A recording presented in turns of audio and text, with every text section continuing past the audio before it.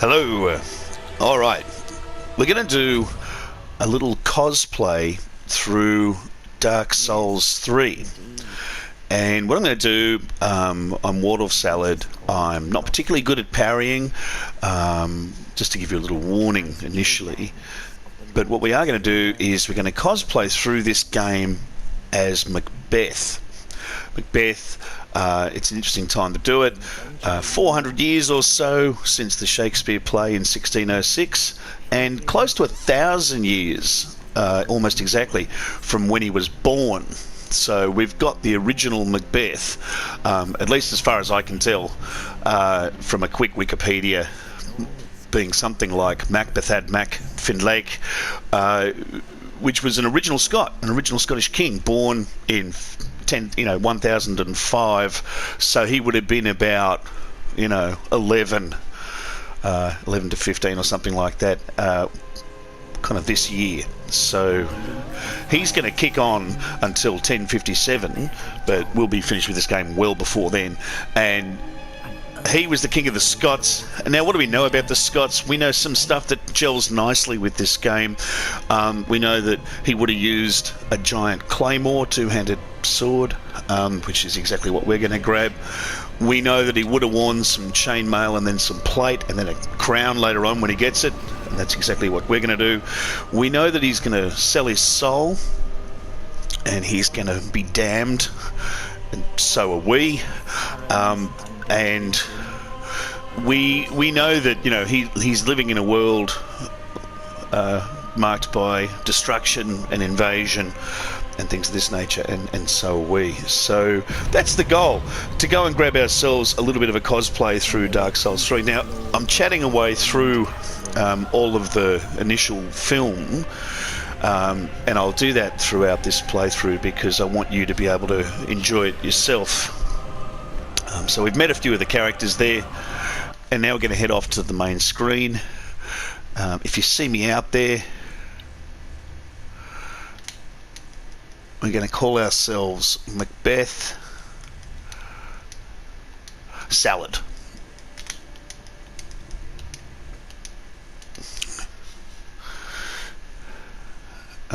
Because I don't think we've got time, we haven't got space for Waldorf. No, we don't. We're going to do Macbeth Salad. There you go. Oh, Macbeth.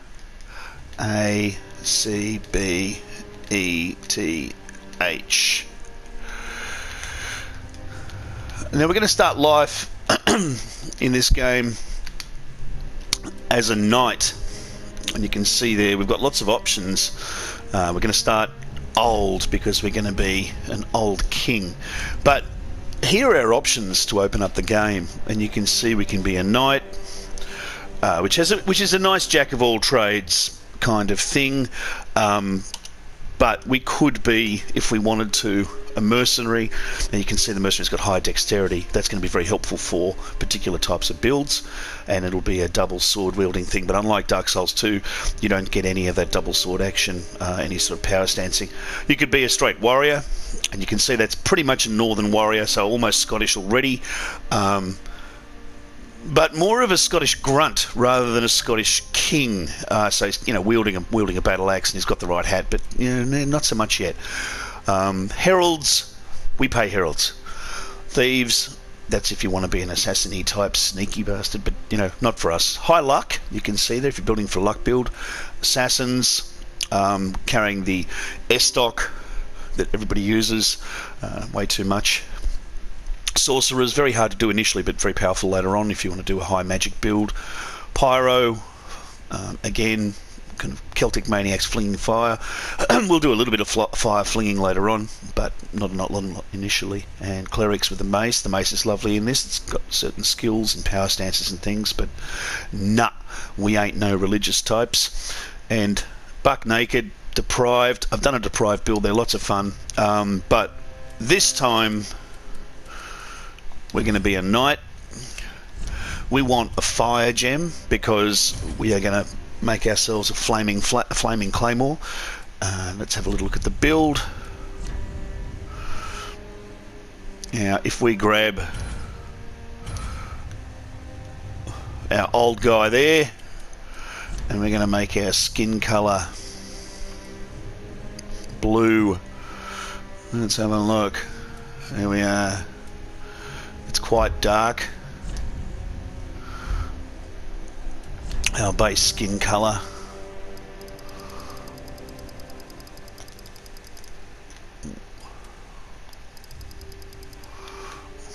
Blue.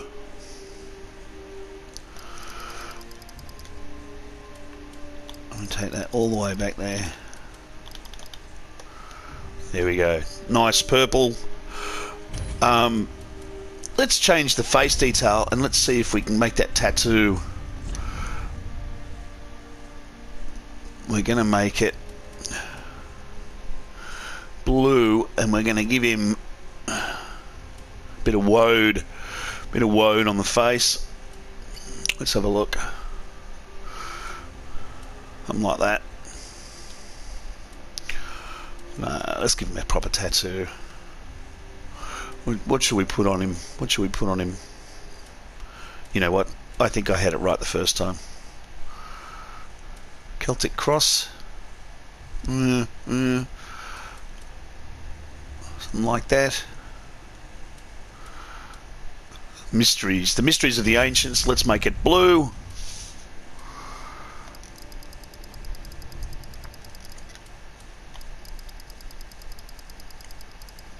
There it is. Nice and blue. And I think that'll do us. We've got some hair. Macbeth is bald. Let's give him some hair. Normally we're bald in this thing. Do I want hair? Certainly don't want a ponytail. I don't think the King of Scotland would have a ponytail. No, we're going to go bald. Macbeth shaves it all off and dies bald. There he is. Okay. And we're going to make sure he's got an old man voice. Very muscular. Standard body hair. Alright.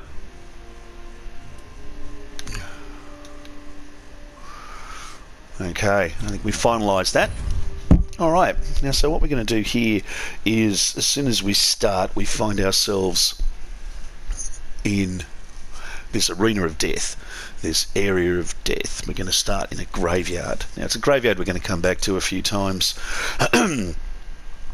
throughout the game, but at the moment, largely, it's going to just be setting up that atmosphere of death, which you really want. Macbeth enjoys that sort of thing.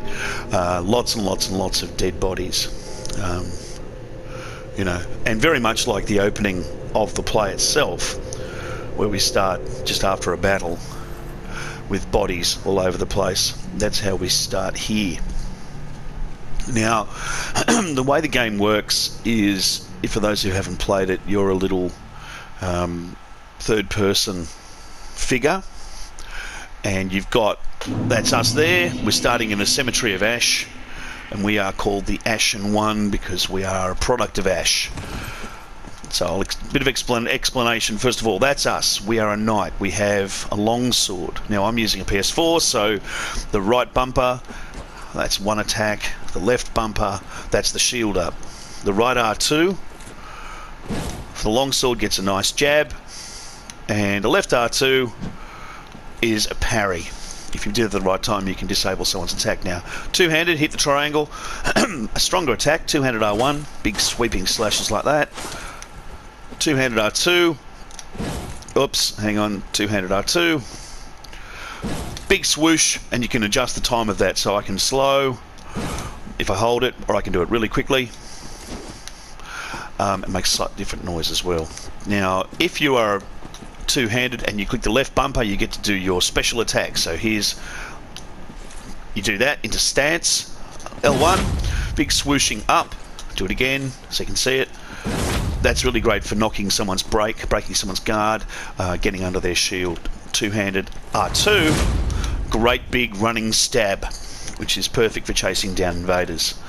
Alright, you can see at the bottom there we've got an Estus flask. That's how we use that's for keeping ourselves alive and regenerating our health. The red bar is our health, the blue bar is our focus points, and the green bar is our stamina. So when we do stuff, we use up stamina, and it fills back according to a particular algorithm. So, let's just start the slaying. We want to kill this guy here. We want to grab our Ashen Flask, which is going to be very useful for us to... You can see the yellow one restores health. The blue one is going to restore focus. And souls are things that we're going to use. Let's get in here. Souls are things that we're going to use to upgrade equipment, upgrade abilities, things of that nature. Now that's a roll I just did, so you hit the circle and you roll, hold the circle and you run. Then if you press the joystick down, you'll do a jump. Okay, we're going to come up to our first boss, but first of all we see these things here, bonfires. Bonfires are how the game progression works. So you come to a bonfire, you light it, and you can see that's what we're doing throughout the world. We're lighting fires around the place. Now, if we have a quick look at our world, the reason I'm going to go with Macbeth is that I think the 11th century is, close to where we're talking about. Medieval period, definitely, and Europe, definitely. And if you look at some of the buildings, like that one, looks a little bit, kind of Greek, maybe, almost like the lighthouse at Pharos or something. However, that's not an ocean.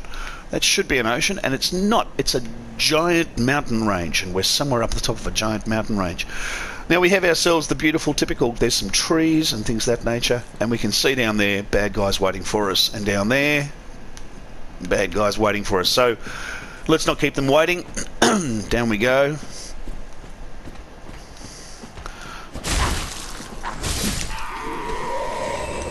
Now, some of these require 2 hits. The longsword's a pretty good weapon. You can actually keep it for the whole playthrough if you want. And if you come in behind and do that, you get a nice backstab.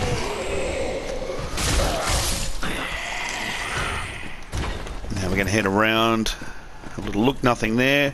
We're going to do a plunging attack, which is where you drop down on someone very neatly. So we're going to highlight him by pressing the joystick button. You can see the little white dot there that says, yep, you're going to hit that guy. And down we go. Attack as you do it. And you should be able to take him out. Now I'm going to keep recording during all of my failed attempts at bosses, so you can sort of see how the game goes. But if it's particularly terrible and I'm doing particularly poorly, then I'll obviously stop recording and just show you the one where I do it well. So here we want to jump. Now over there on top of that gravestone is a little shiny. Shinies are things you want to collect all the way through the game. So we're going to run and jump and miss it. We'll come back to it. Down here, plunging attack. And we've got another guy over there with a crossbow. Crossbow's nice. Heavier and shorter range than... heavier, shorter range, and harder to load, or more annoying to load than a bow and arrow. So we'll be going with the bow and arrow because of all the reasons I just outlined. So we're going to try again. And over there, and there we go. Pick up Titanite Shard, and shards of particular ore are the ways in which you get to upgrade equipment in this game. And you have to upgrade your equipment. So, that's our first boss down there. In we come. I'll try and talk the way through it, but I might also go quiet for a bit while I fight him. Before we have a look around, there's our tree, and you can see the big gnarled roots which are now exposed, and underneath that what looks like a really, really big coffin. Like something really bad and big has come out of it, perhaps this thing. And if we look at the back of him, you can see kind of squirrely, ugly, kind of goopy stuff happening at his back. That's the abyss. He has stared into the abyss and fallen into it. So we will be talking a little bit about existential philosophy and existential philosophies. It's a Japanese game. It's based on sort of understandings of the West. So we're going to get that beautiful clash of cultures happening. All right. As soon as we remove this sword, he's going to pick up his giant halberd and he's going to come at us. And he's pretty big and scary. So fight starts now. Pull out the sword. You get a few free hits before he actually comes good. And we should be able to... Oh! Alright, let's get a few of these in. Oh!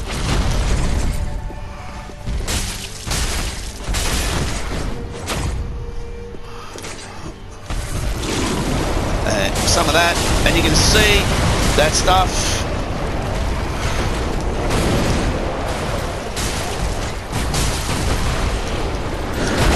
Oh, he got us with that claw thing. Let's get in there.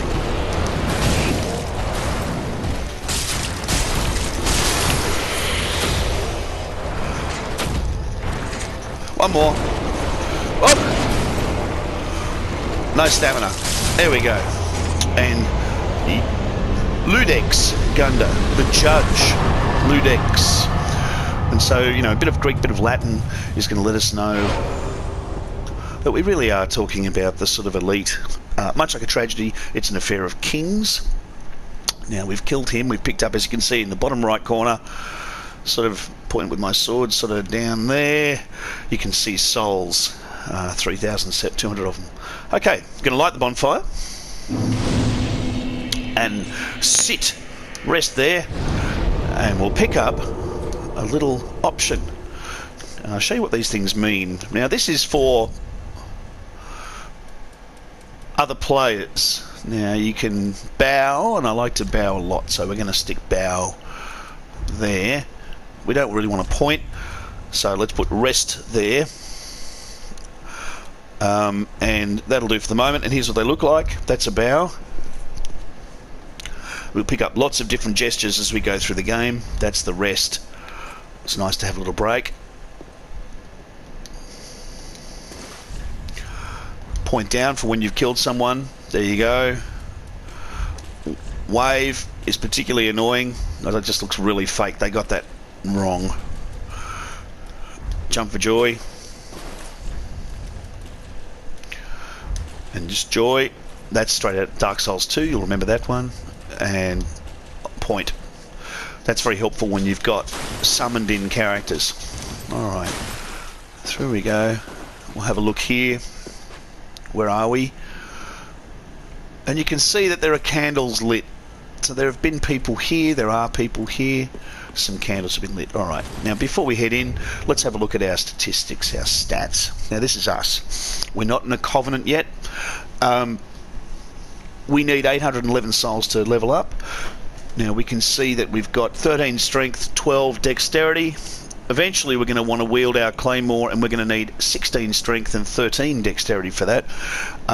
So we need a bit more strength and a bit more dex. We need a minimum of 14 dexterity to use the bow. And later on down the track there's another great sword that I want to wield, which requires quite a bit more strength and dex to use. So that thing, the thing that we're looking for later on, which is the Wolf Knight's great sword, that requires 24 strength and 18 dex. So we want to get up to about 18 dex before we upgrade our bow, for reasons that'll make sense later on. Now just to quickly show you the other. Vigor, that's our health. Attunement, that's how many spells we can cast. We're going to want to cast a few, mainly health spells, and we're going to want to get something like 20 faith up to be able to cast a particularly buff health spell that lifts the power of our sword, because it's a sword that we won't be able to do too much with. So our faith is going to go up. We don't need too much in the way of intelligence, and we're not going to need much beyond 18 in dexterity. Okay, although we'll go for a 40-40 build. We're looking for what's called a refined build. Alright, A quality build is what we're making for those who've played this game before. So, grab ourselves the famous broken straight sword, which is completely useless, and some people who are really, really good spend just the whole time running with that. We're not going to do that. Down here we'll pick up some stuff before heading in. Bit of a plunging attack. Now he's got a shield. If you kick and hear that noise, you can do a riposte and stab. So straight into the belly there. Pick up our homeward bone. Homeward bones lets you bounce back to bonfires and lets you bounce back to the main bonfire if you want. We can have a look around the side here, and you can see there's the mountain range. Now there's a bad guy. We can see him up there. We'll go and get him. We might even try and kick him off, see if that can happen. Rarely does, but we'll give it a go.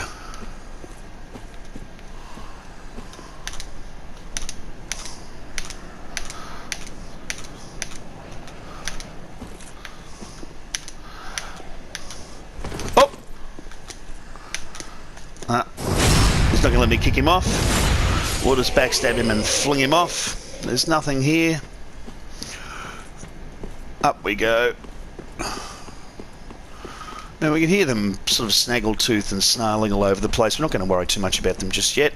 And in we come to the Firelink Shrine. Now for the fans of the original Dark Souls and Demon Souls, you'll recognise this as the Nexus kind of spot.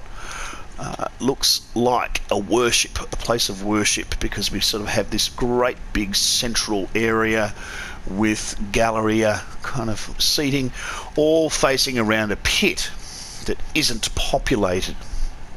We don't have a Vestal Virgin there or a Priestess of the Fire, but there is a lady down there, so we're going to go and say hi. And you can see there are all these back entrances down to other stuff. We're going to fill that later with friends. At the moment, there's only that guy over there, that person there. First thing we're going to do, come in here like someone before us and embed the coiled sword that we picked up from Ludex. In it goes. We've lit the main bonfire. We can go and say hi to her. Welcome to the bonfire, unkindled one. I am a firekeeper. Okay. I tend to the flame, and tend to thee.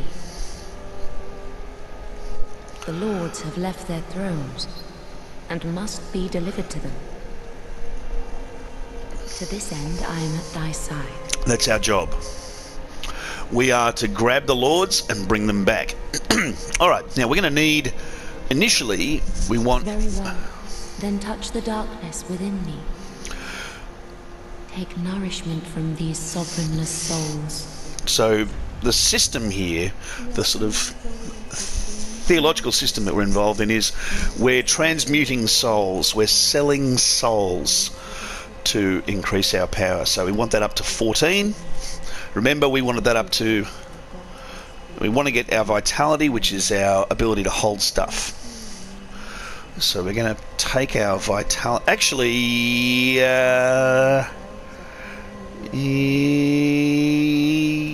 our strength needs to go up. Our vitality needs to go. Our vigor needs to go up. Let's take our strength up first. Alright. So we now have... Farewell, Ashen One. The beginnings of our quality build. Now in here we can see who is obviously a blacksmith and a little old lady and a guy. Let's go have a look at the guy. Say hi to the guy. Ah, another one roused from the sleep of death. Well, you're not alone. We unkindled are worthless. Can't even die right. Gives me conniptions. And they'd have us seek the lords of cinder and return them to their moulding thrones. But we're talking true legends with the metal to link the fire. We're not fit to lick their boots. So, he's given us a little...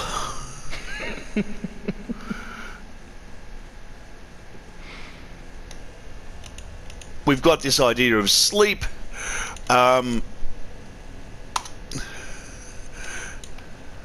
Sleep being the cousin of death, which is, you know, this idea of sleep, and Macbeth has murdered sleep.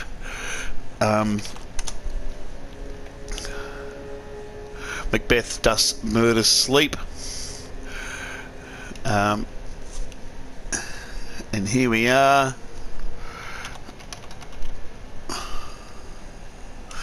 Also, you know, reference to Naz, sleep being the cousin of death, and etc. etc. So asking us to seek the lords of he's cinder still whining. and return them to their moulding thrones.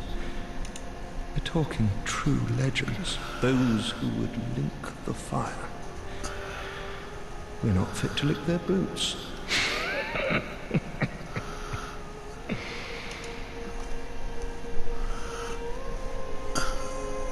What a sick bastard. Alright, so we've said hi to him. He's just very moany at the moment. Let's go in here, say hello to our mate down the end.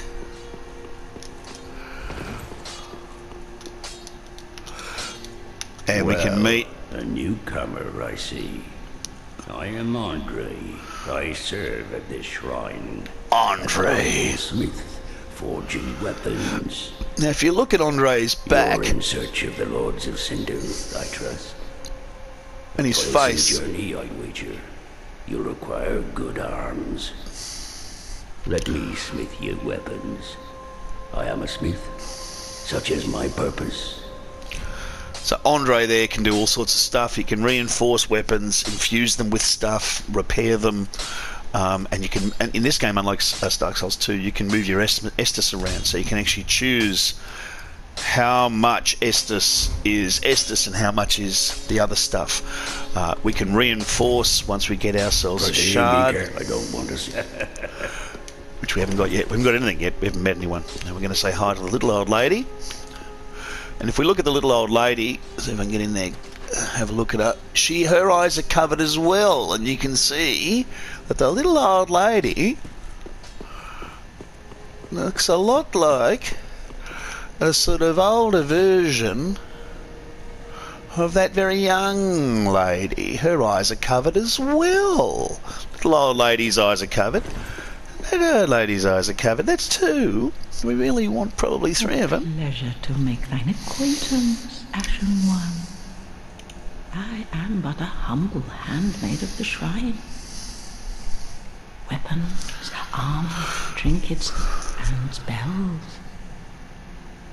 I've lots of little things to ease the burden of a weary traveller. There you go, she sells stuff. And yes, I'm undead too, but not so charitable as to give my goods away. And if we look behind her, Ashen One, fetch souls and bring all the them way to me, around her, as I want. we see that she is covered and sitting in a pile of tombstones with, you know, down there you can see little sort of skulls and things, and books, chalices.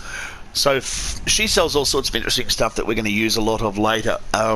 Embers, repair powder, and most of these are self-explanatory. We're going to grab the white sign Hope Stone first of all, but before we do any of that, we're going to grab some wood arrows, and we're going to grab 100 of those.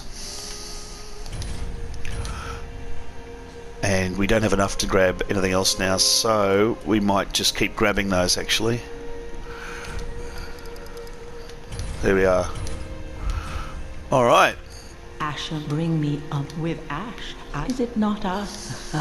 Now, we collect ash, we give her ash. Alright, there we go. That's our first setup. We'll leave it there.